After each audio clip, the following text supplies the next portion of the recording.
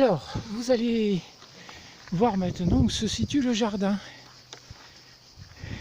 Alors, on va fermer la voiture. Voilà, bon. Donc ça se situe dans un vallon. Et mon jardin était sur le bord à droite de cette route, caché par les arbres. Et j'étais tout à l'heure là-haut au village. Donc c'est pas très compliqué. Je pouvais descendre par une porte qui se trouve à l'arrière, face à la prairie.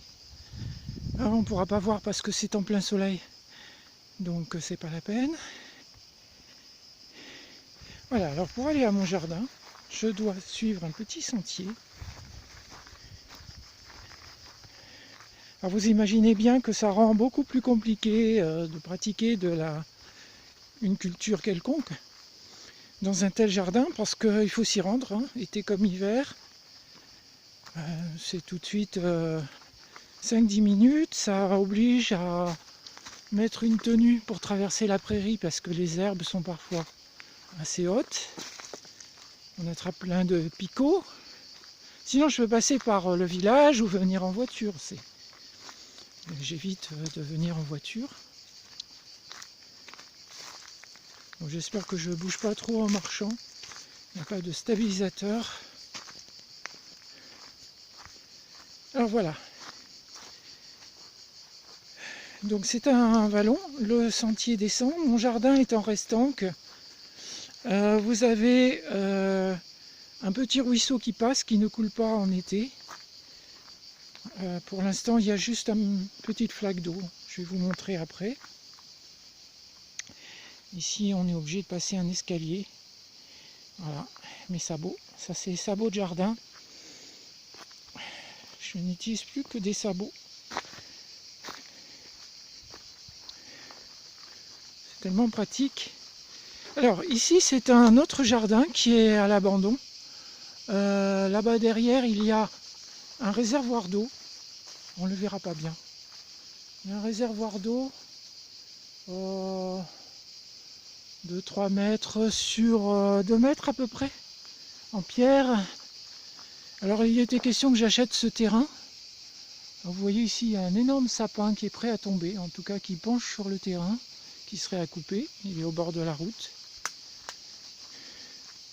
Parce qu'un jour il va tomber sur le terrain comme sur le mien. Sur le mien, j'avais aussi un sapin. Alors, voilà, qu'on explique un peu.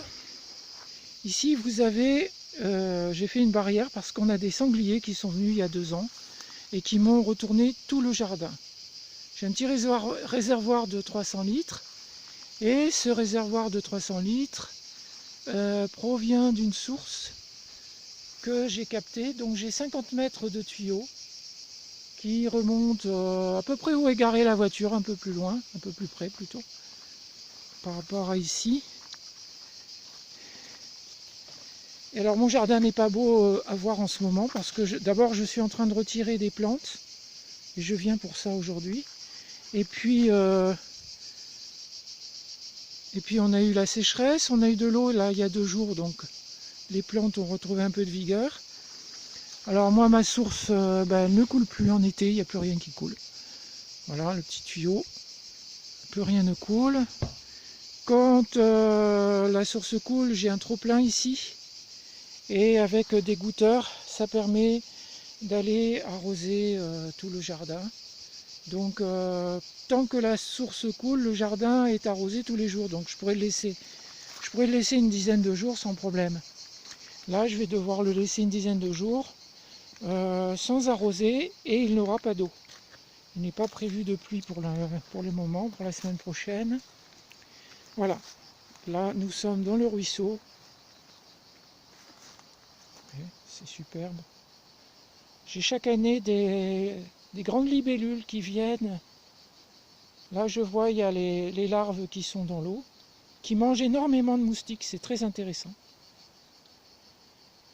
Donc j'ai fait une petite retenue pour pouvoir tremper mon arrosoir. Il faut que je fasse attention donc au frigane pour ne pas les absorber avec l'arrosoir, c'est arrivé déjà. Et donc j'ai des grandes libellules qui reviennent nicher chaque année. Et le jardin est en restant qu'avec un mur. Et ce mur est en partie effondré, donc ça me donne un talus. Voilà. Donc ça, je pense qu'on voit bien. Moi, j'ai regardé la première vidéo, c'est bien passé. Donc voilà, on fait la deuxième. Comme ça, vous verrez exactement d'où je pars. Là, j'ai un framboisier, un grenadier qui n'a pas encore donné de fruits. Je vais d'ailleurs l'emporter cet automne. Un amandier, de la verveine. J'ai 4 plants de verveine que je vais dépiquer. Ici, vous avez une grande fleur qui est très jolie, qui m'a donné des graines l'année dernière, que je n'ai pas encore ressemées. Et là, je vais avoir la récolte de cette année. Je vais essayer d'avoir le maximum de récolte. Là, c'est du persil plat, juste devant. Persil plat, j'ai noué les branches. Vous avez de l'origan, marjolaine origan. Je ne sais pas s'il y a une différence. Certains pieds, je les ai achetés pour la marjolaine, d'autres de l'origan. J'ai de l'estragon ici. Alors vous voyez, au début, j'ai refait le mur du haut, je l'ai refait, c'est moi qui l'ai refait entièrement. Il y a un sapin là-bas dans le fond qui s'était affalé sur tout le jardin.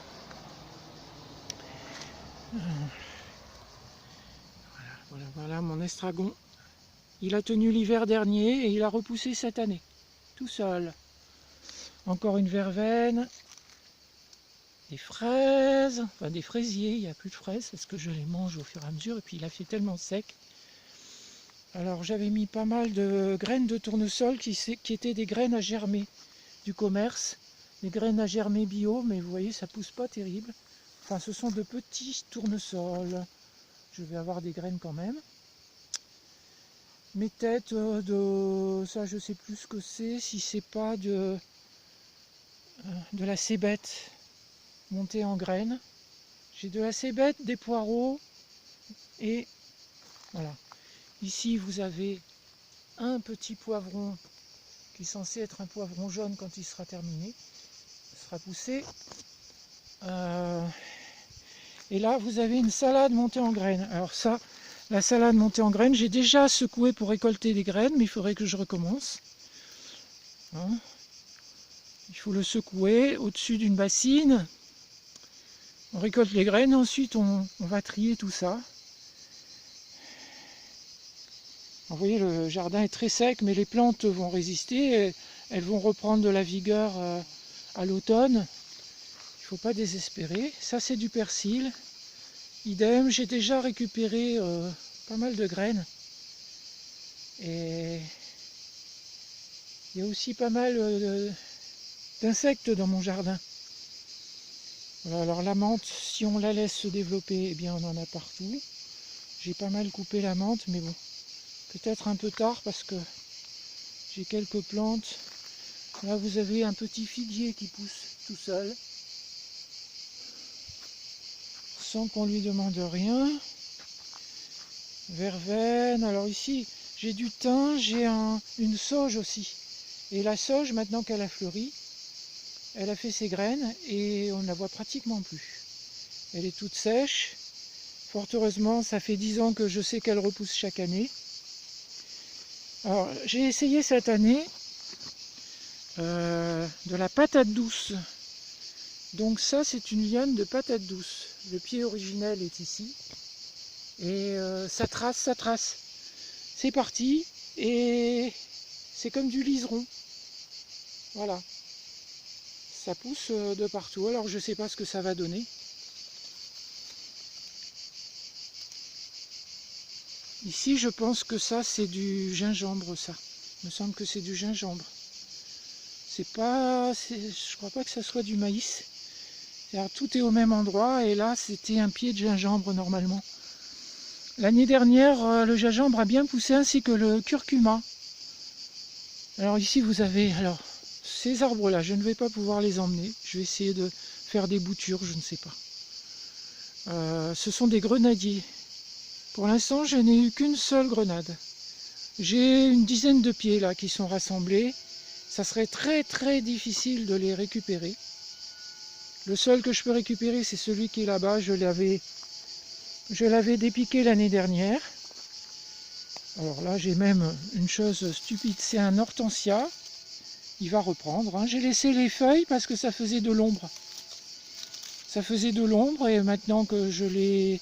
Il a plu, mais je l'avais arrosé. Et partout, vous allez voir des fraisiers. Je les ai dispersés sur le terrain. Pardon, voilà, ça bouge. Des poireaux aussi, que j'ai dispersés un peu partout. Ça pousse plus ou moins vite. Ici, c'est un groseillier, mais alors un cassis. Il ne m'a donné... c'est le cassis, ça. C'est simple hein, pour savoir. Ça, c'est un cassis. Et ça fait plusieurs années qu'il ne donne plus de fruits. Je l'ai un peu taillé, mais je sais pas. Soit il est trop vieux, soit je sais pas. Je ne sais pas. Bon, comme je suis dans un vallon, tout pousse beaucoup en longueur, en feuilles. Comme ici, vous avez une plante dont, voilà, sur le coup, j'oublie le prénom, c'est rouge. Ah, roche rouge. De la roche rouge à roche. Alors, normalement, on peut manger les feuilles quand elles sont jeunes. Mais j'ai pas trop essayé, ça ne m'a rien dit. Voilà, encore de la verveine. J'ai même encore des pieds de fèves qui se sont mêlés. Il faut que je récolte l'écosse. Tout est très mêlé, très mêlé, très mêlé. Topinambour. Oui, alors voilà. Que je reconnais, c'est topinambour. Qui ne sont pas... Donc si je ne me trompe pas, ça c'est un pied de topinambour géant. Donc ça me fait énormément de végétation. Et normalement au pied, on devrait avoir des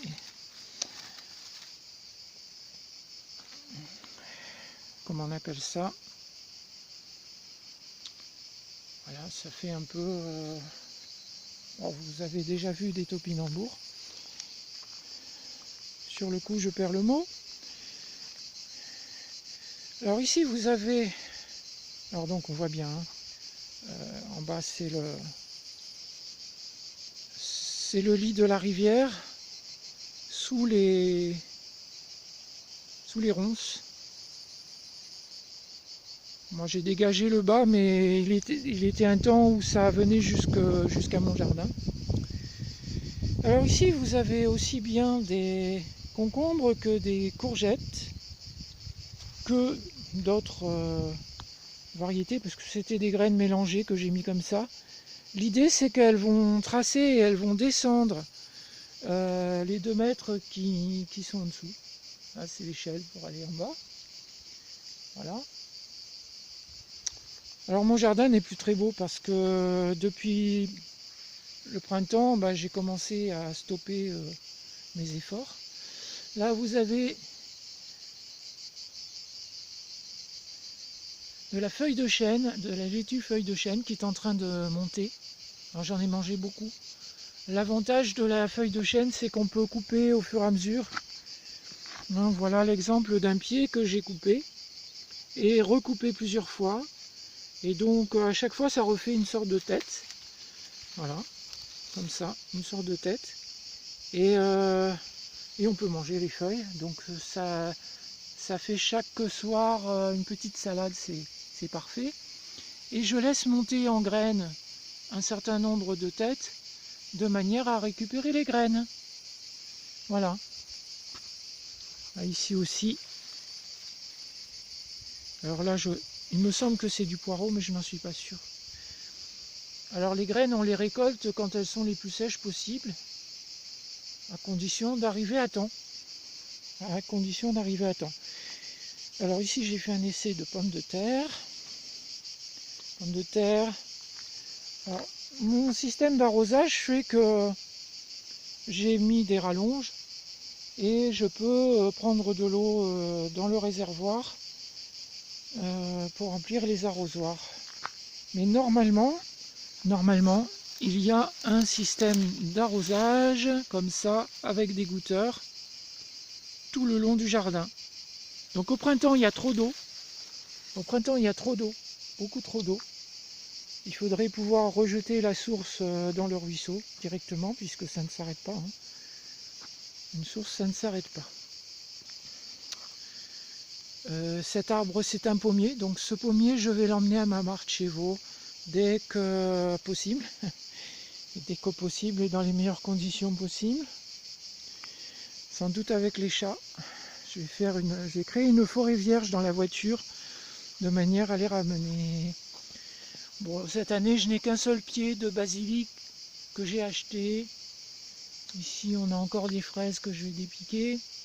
On a des plantes qui sont montées en graines, mais que je ne récupérerai pas parce que des navets, ce sont soit des navets, soit des radis. Et j'en ai déjà récupéré énormément. Ce sont des plantes qui font énormément de graines. Ici, on a encore un petit poivron qui pousse. Alors ici, c'était la serre. C'est-à-dire que j'avais acheté une petite serre en arceau. Mais le plastique qui était du plastique armé n'a pas tenu. Donc j'ai préféré démonter la serre, d'autant que je savais que je partais. Donc voilà. Vous allez voir aussi des pieds de tomates. Normalement, les pieds de tomates, je les ai tous détachés, sauf celui-là. Ça doit être le seul que je n'ai pas détaché. Donc ça, ce sont mes tomates de Provence. Voilà, là on a une tomate, il y a une feuille. Là on a une tomate bien rouge, je vais pouvoir la manger avant de partir. Et on a plein de petites tomates, là c'est parti. Il y a eu la pluie, du coup c'est parti. Alors voilà, ça c'est un exemple de pied de tomate que j'ai détaché. Et je les laisse pousser comme ça parce que éventuellement je vais les récupérer. Je vais voir. Je les récupère, je mets les pieds dans un sac poubelle et je les mouille un petit peu. Je pense qu'elles ne survivront pas, mais bon, c'est pas grave. Ah, voilà, quelques tomates. Alors les tomates ont eu énormément de mal à pousser. Un beau pied d'arroche rouge. Alors celui-là doit monter à 2,50 m.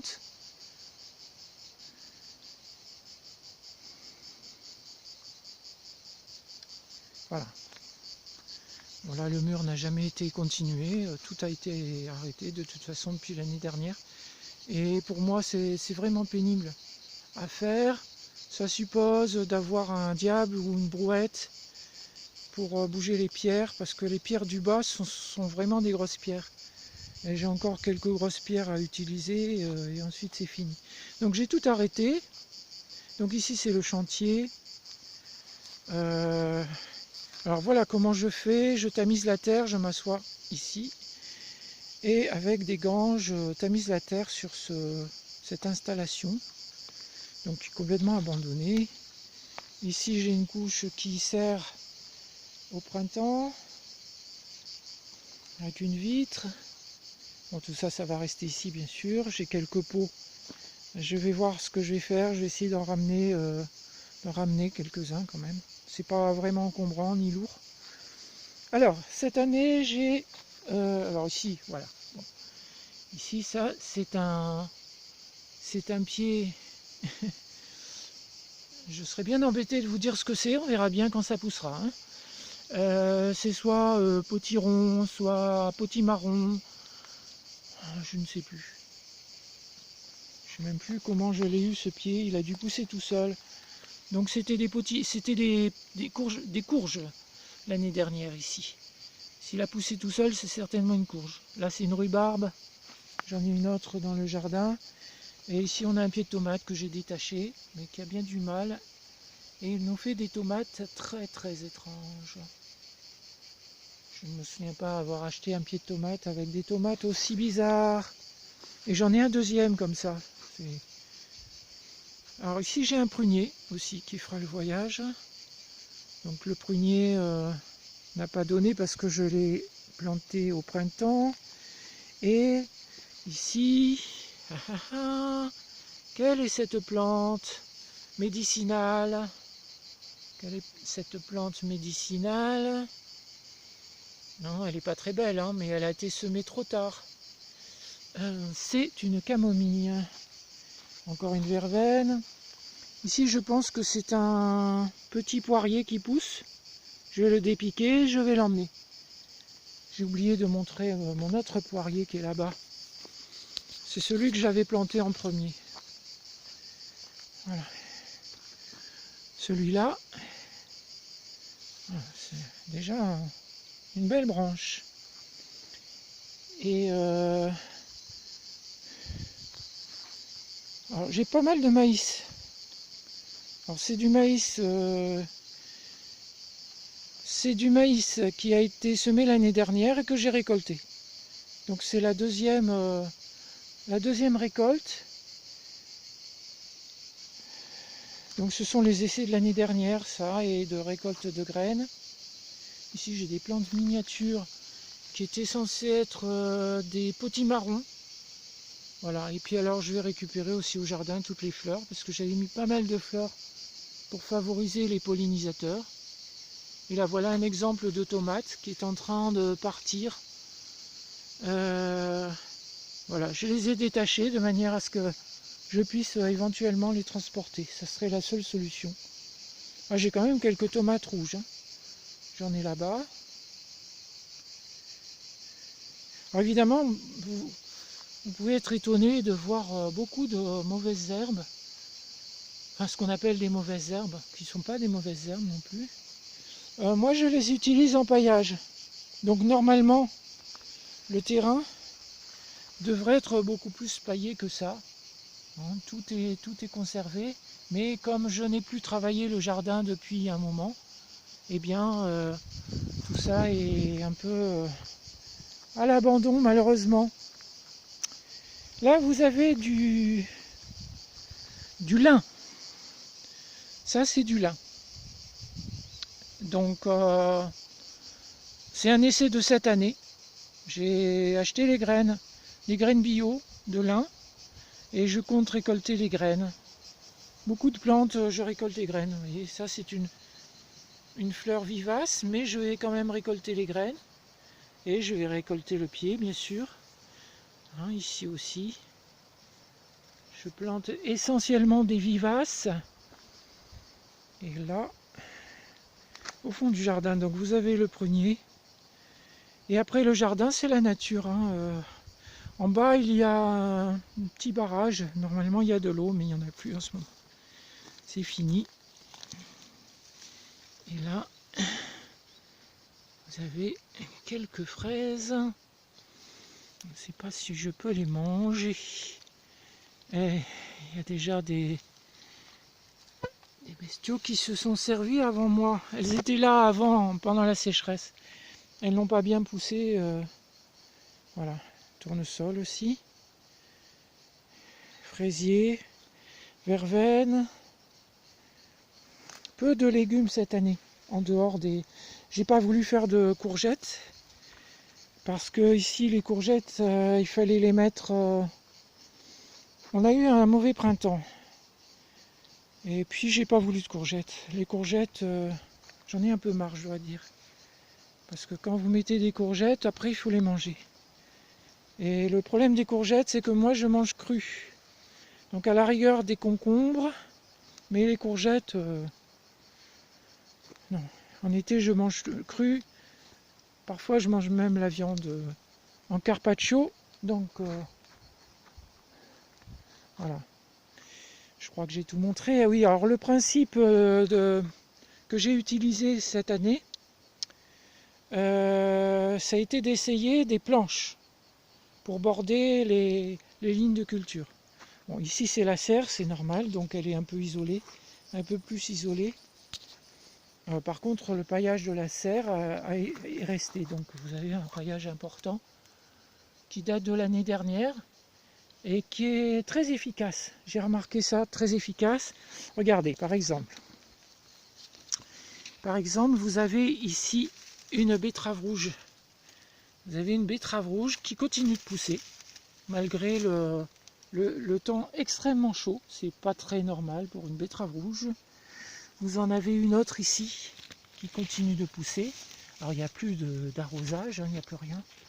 Tout est en train de sécher. Il a plu toute la journée, il y a 2 jours. Ben, vous voyez, alors, là vous avez la fleur de poivron. Je ne sais pas si c'est net. Et vous avez ici un petit poivron. Si je suis bien dessus, voilà. Vous avez un petit poivron qui est en train de grossir. Alors, vous en avez même 2. Un deuxième qui est caché derrière.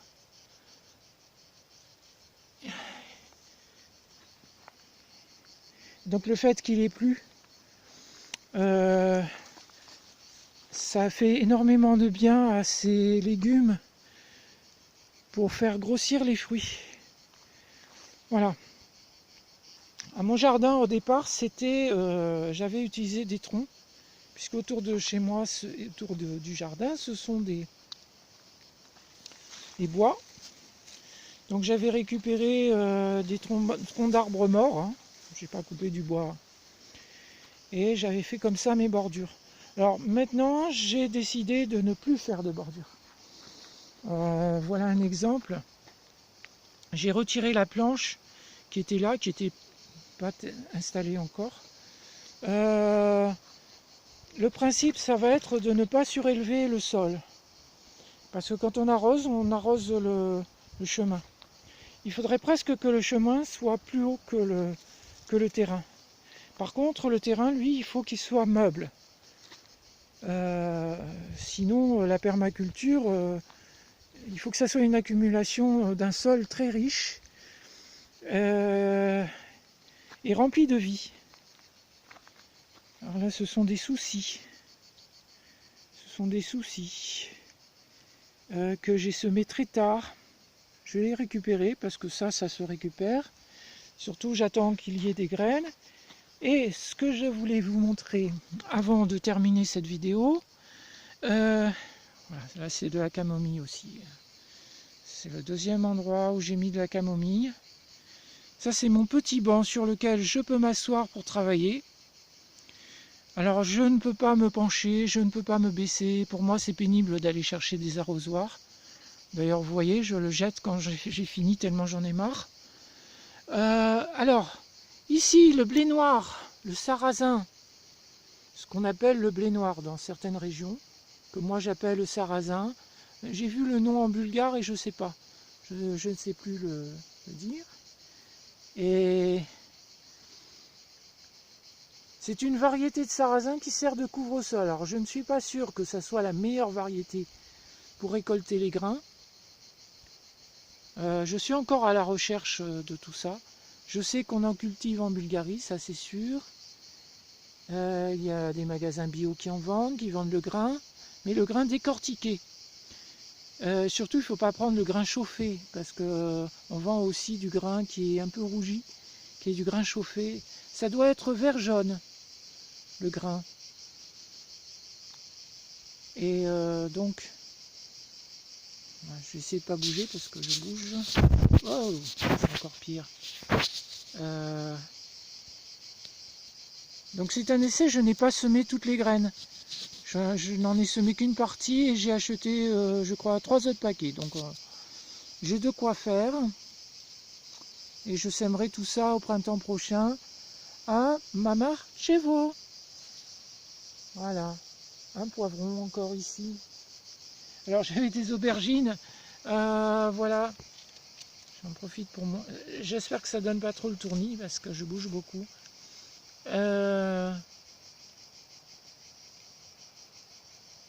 Une fleur, pas de fruits, elle n'a pas poussé beaucoup, elle ne se plaît pas du tout. Et là, vous en avez une deuxième, cette fois-ci vous avez un fruit.